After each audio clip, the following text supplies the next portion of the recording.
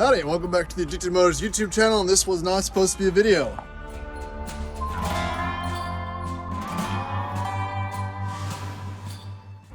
Alright, so I haven't driven my supercharged L322 in a very long time. I picked it up at a friend's house, just hanging out, kind of keeping the space a little bit clearer.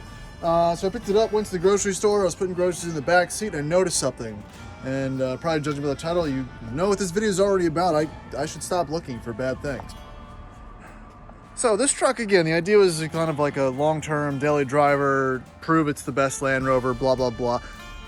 It's been good, but I feel like it's gonna start nickel and diming me, which obviously is what these things do. It's they're turning the knife slowly. And, you know, I never really looked a lot hard in the undercarriage, but I did notice something. I know where these trucks have rust issues, and let's just jump into it. So I was putting in the groceries, and I noticed this, which I never noticed before, on the, pretty much on the rear arch, I guess.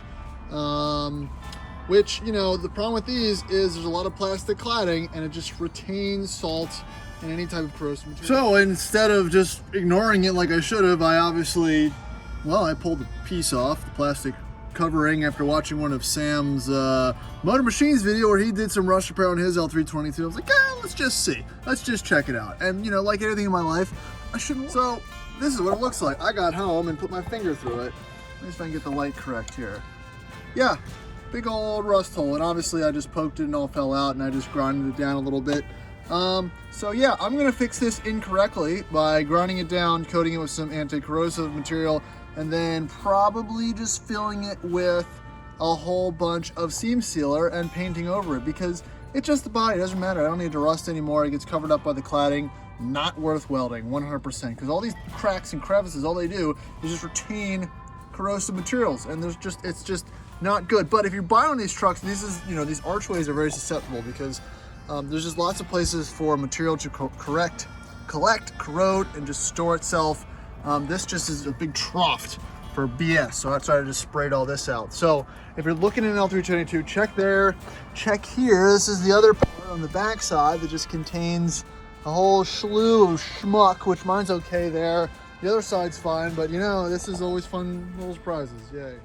All right, so I tried using the first technique to get this rust to go away. I tried using the power of Christ, and nope, it's still there. It's not susceptible to my pleas. So we're gonna have to go in another direction. I think we're gonna go with the old Lowe's variety of Rust-Oleum rust reformers. We're gonna give that a good squirt, let that sink in. Again, the goal is to try to prevent further rust, which is what all we're really trying to do here. And then we're gonna fill it in with something, you know, it's probably not meant for filling it in, but it's better than nothing. All this is hid by the plastic guard, so cosmetically, I'm not too worried.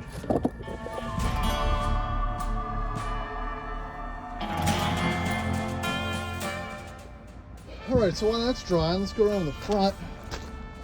Made some more discoveries. They're not terrible, but all right, let's see. Went ahead and rebuilt the front end. You know, just hit her with a few little shots. So that's pretty much taken care of. Sorry for the camera angle, but that's nice and sorted up there. So let's come back here. I mentioned again at the beginning of this video, I'm not going to repair this correctly. I'm going to specifically repair this incorrectly. So this is what is this? Seam sealer. I'm going to get seam sealer, and we're just going to, you know, fill her on in, paint on over top of it, call it a day. You know what, that's the thing about rubber, guys, it doesn't rust. So when you use a seam sealer, just be wary, it's everywhere. It's not amazing. I mean, I like it, but it just gets scoopy. There it is. Come on.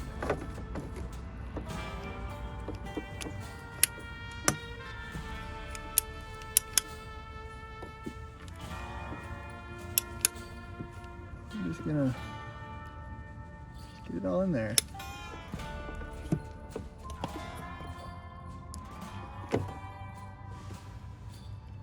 Luckily it's also black, so it kind of matches.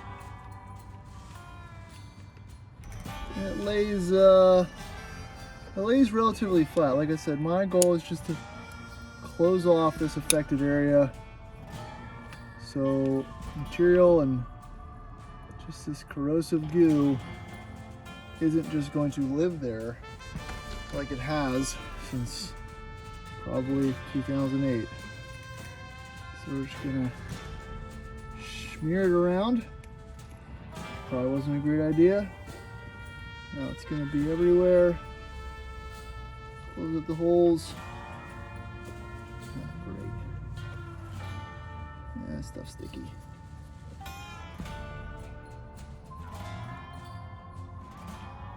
It's like icing on a cake. Except not. Oh boy. Alright, we're gonna let that dry. It's good enough for me. Look at that patch. Alright, so that's that metal work in there is drying up well. So we're just going to probably let that again dry it up a little more, put this back in. Again, guys, more just, you know, check your truck out. It's I've noticed some other things while I was under here. Some patches and stuff I've done before that need a little bit of addressing. Coming around on this side, this arch looks okay. Let me check, pop this door open. None of the obvious signs of any rust intrusion